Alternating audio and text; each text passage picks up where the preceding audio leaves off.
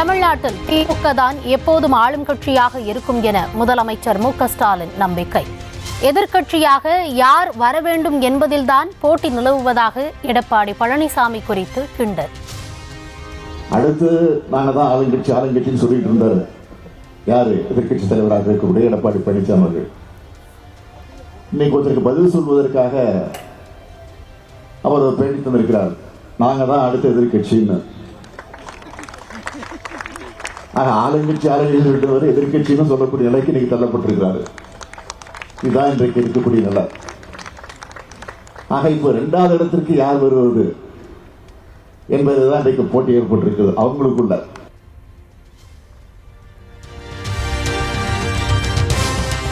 அஞ்சி நடுங்கும் எதிர்க்கட்சியாக அதிமுக உள்ளது.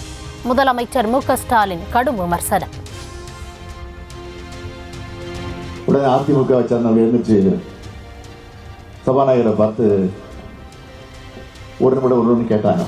அவர் அனுமதிச்சார். அனுமதிச்சு சொல்றாங்க, முதலமைச்சர் வரவேற்று பேசினாரு, மகிழ்ச்சி நன்றிலாம் சொன்னாரு. கார் ஏறி மாறி மாறி போறது மட்டும் அவைக்கு கொடுத்து நீக்கிடுங்க ஒரு வேண்டுகோள் வச்சாங்க. நானும் உடனே எழுதிச்சு சொன்னேன், அது ஆதாரத்தோடு பத்திரிகையில் வந்திருக்கு, தொலைக்காட்சி வெளியிடப்பட்டிருக்கு, அதை வச்சுதான் சொன்னேன் தவிர வேற எந்த நோக்கத்திலையும் சொல்லலை. ஆகவே அதை சொல்ற காரணத்தில் மாறி மாறி போனதை சொன்ன காரணங்களும் உங்க மனதை புண்பட்டு இருந்தா அதை நீக்கிடுங்க அப்படி நானே பெருந்தன்மை சொல்லிட்டேன்.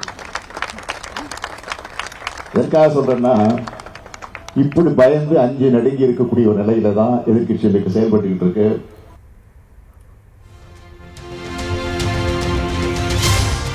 உதயநிதி ஸ்டாலினின் நீட் ஒழிப்பு ரகசியம் வெளிவர இன்னும் எத்தனை உயிர்கள் போக வேண்டும் என எதிர்க்கட்சித் தலைவர் எடப்பாடி பழனிசாமி கேள்வி.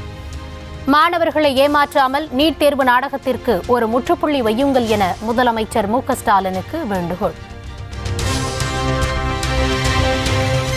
நீட் தேர்வை ரத்து செய்தால்தான் பாஜகவுடன் கூட்டணி என்று உறுதியை பெற்றுக்கொண்டு கூட்டணி வைக்க தயாரா? அதிமுக பொதுச் செயலாளர் எடப்பாடி பழனிசாமிக்கு அமைச்சர் தங்கம் தென்னரசு கேள்வி.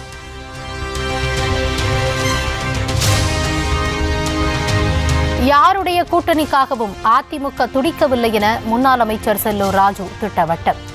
யாரும் போய்விடாதீர்கள் என சூட்கேஸ் கொடுக்கவில்லை என திமுக கூட்டணி குறித்து விமர்சனம். இதே திமுக இவ்வளவு தூரம் பேசுறீங்களே, உங்க கூட்டணி ஒரு ஆள் ஏதாச்சும் பேசிட்டு அடுத்த நாள் வீட்டுக்கு போயிடுறீங்களே, அமைச்சரை சூட்கேஸை கொடுத்து கொண்டு போயிடுறீங்க, சூட்கேஸை கொண்டுட்டு போயிடுறீங்க. போய் பேசிட்டு பேசாதீங்க, நமக்குள்ள இது கொள்கை கூட்டணி. என்னடா கொள்கை கூட்டணி? உங்க கொள்கை கூட்டணி சூட்கேஸ் கூட்டணி அப்படிதான் இருக்கு. சொல்லுங்க.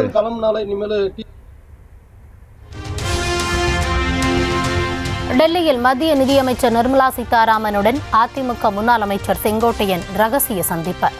கூட்டணிக்கு எடப்பாடி பழனிசாமி வராவிட்டால் செங்கோட்டையன் மூலமாக அதிமுக கட்சியை உடைக்க பாஜக திட்டம் என தகவல். திமுக கூட்டணியை உடைப்பதற்கு பலர் கூலி வாங்கிக் கொண்டு சதிவேலை செய்வதாக விசிக தலைவர் திருமாவளவன் பரபரப்பு குற்றச்சாட்டு. தேர்தல் வரையிலும் வாயை மூடிக்கொண்டு இருக்குமாறு மூத்த நிர்வாகிகளுக்கு வேண்டுகோள். கூட்டணியை உடைப்பதற்கு பல சதி வேலைகளை செய்து கொண்டிருக்கிறார்கள், கூலி வாங்கிக் கொண்டு செயல்பட்டுக் கொண்டிருக்கிறார்கள். அதற்கு நாம் ஒருபோதும் இடம் கொடுத்து விடக்கூடாது.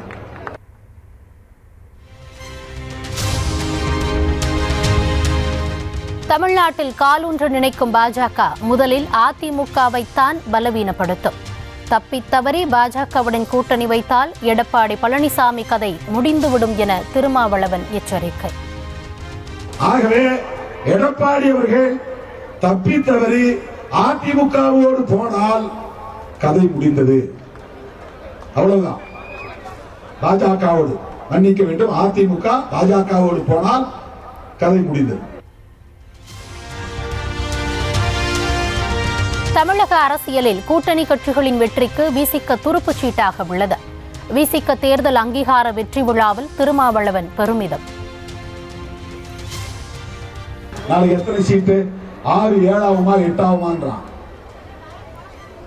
6 10 ஆனாலும் நாங்க ஒன்னும் ஆட்சி பிடிக்க போறதில்லை, 6 20 நாளும் நாங்க ஆட்சி பிடிக்க போறதில்லை. ஆனால் நாங்கள் ஆட்சியை அமைக்கக்கூடிய வலிமை பெற்றவர்கள் விடுதலை சிறுத்தைகள் இருக்கிற அணி ஆட்சியை கைப்பற்றுவதற்கு, ஆட்சி அமைப்பதற்கு வலுவான ஒரு சக்தி என்பதை இந்த தேர்தலில் மீண்டும் நாங்கள் உறுதிப்படுத்துவோம். 100 நாள் வேலை திட்ட பணிக்கு பணம் ஒதுக்காத மத்திய அரசை கண்டித்து தமிழ்நாடு முழுவதும் 1600 இடங்களில் திமுக போராட்டம்.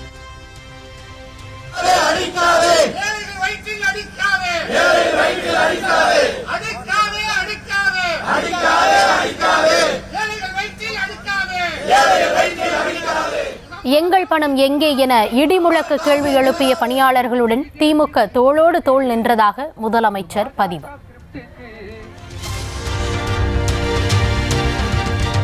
கொளுத்தும் வெயிலில் பாடுபட்டோருக்கு உரிய கூலியை அளிப்பதற்கான நிதியை கூட தர மறுப்பது நிர்வாக தோல்வி மட்டுமல்ல, கொடுமை.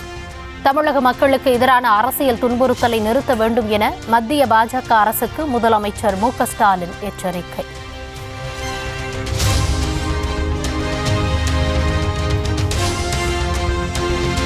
நூறு நாள் வேலை திட்டத்திற்கு மத்திய அரசு வழங்கிய 39,000 கோடி ரூபாய் நிதி என்ன ஆனது? திமுக அரசு மோசடி நாடகமாடி கொண்டிருப்பதாக தமிழக பாஜக தலைவர் அண்ணாமலை குற்றச்சாட்டு.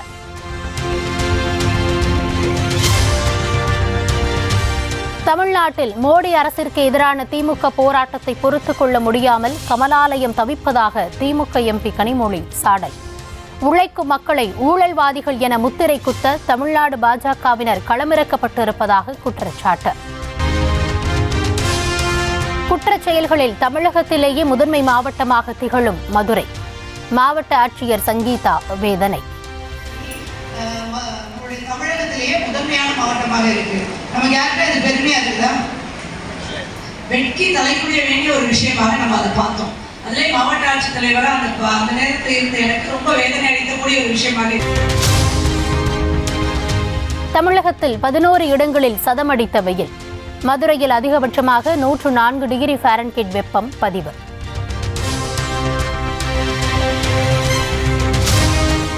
தமிழகத்தில் நாளுக்கு நாள் அதிகரிக்கும் வெப்பம். சென்னையில் இன்று 100 டிகிரி செல்சியஸ் அளவிற்கு வெயில் சுட்டெரிக்கும் என வானிலை மையம் கணிப்பு. நாமக்கல் பண்ணையில் முட்டை கொள்முதல் விலை திடீரென 10 காசுகள் உயர்வு. 4 ரூபாய் 60 காசுகளாக விலை நிர்ணயம் செய்து தேசிய முட்டை ஒருங்கிணைப்பு குழு அறிவிப்பு. கன்னியாகுமரி மாவட்டம் 5 கிராமம் நகைக்கடை கொள்ளை வழக்கில் 3 கைது. 55 சவரன் தங்க நகைகள் மற்றும் 15 கிலோ வெள்ளி பொருட்கள் மீட்பு. பிரதமர் நரேந்திர மோடி தொடர்ந்து 4வது முறையாக ஆட்சியை தக்கவைத்து ஜவஹர்லால் நேருவின் சாதனையை முறியடிப்பார். இந்திய குடியரசுக் கட்சித் தலைவரும் மத்திய அமைச்சருமான ராம்தாஸ் அத்வாலே நம்பிக்கை.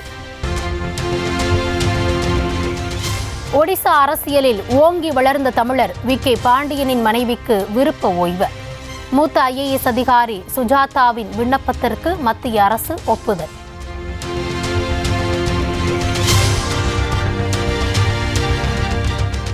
நீதித்துறையை உலுக்கிய லஞ்ச வழக்கில் 16 ஆண்டுகளுக்கு பிறகு பஞ்சாப் உயர்நீதிமன்ற முன்னாள் நீதிபதி நிர்மல் யாதவ் விடுதலை. 2008ஆம் ஆண்டில் பெயர் குழப்பத்தால் நிர்மல்ஜித் கவுர் என்ற நீதிபதி வீட்டில் 15 லட்சம் ரூபாய் டெலிவரி செய்யப்பட்ட வழக்கில் தீர்ப்பு.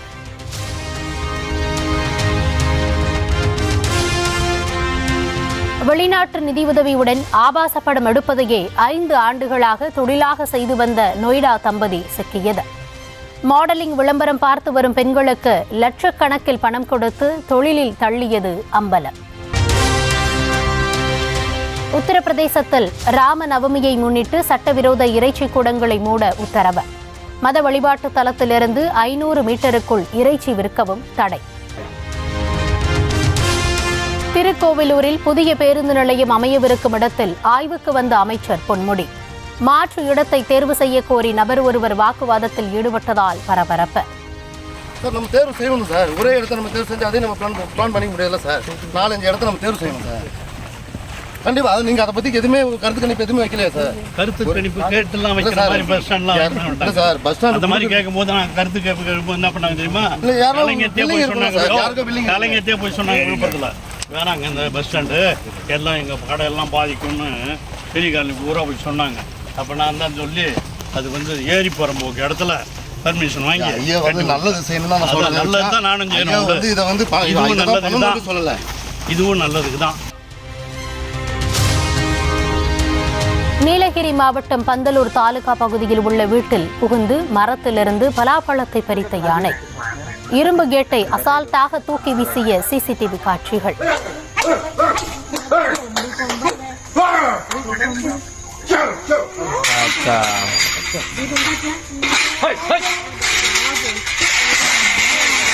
அது குழப்பமில்ல, ஊறிடுத்துக்கு இல்ல.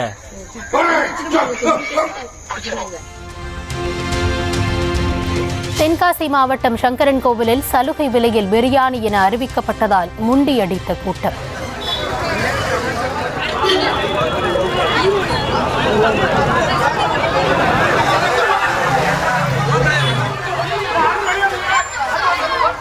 ஒரே நேரத்தில் நெருக்கி தள்ளியதால் மக்களிடையே தள்ளுமுள்ளு.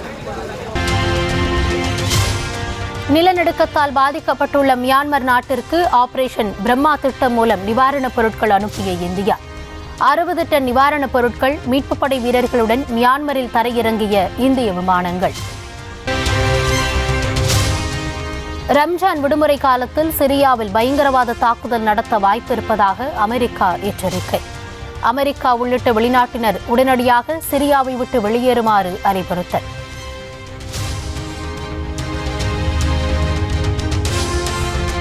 உலகின் பெரும் பணக்காரர் எலான் மஸ்கிற்கு எதிராக பதாகைகள் ஏந்தி அமெரிக்க மக்கள் போராட்டம்.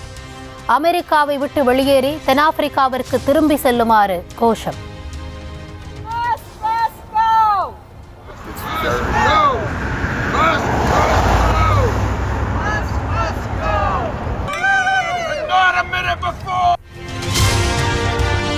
கோடை விடுமுறையை முன்னிட்டு திருச்செந்தூர் சுப்பிரமணிய சுவாமி கோவிலில் சிறப்பு தரிசனத்திற்கு அனுமதி இல்லை.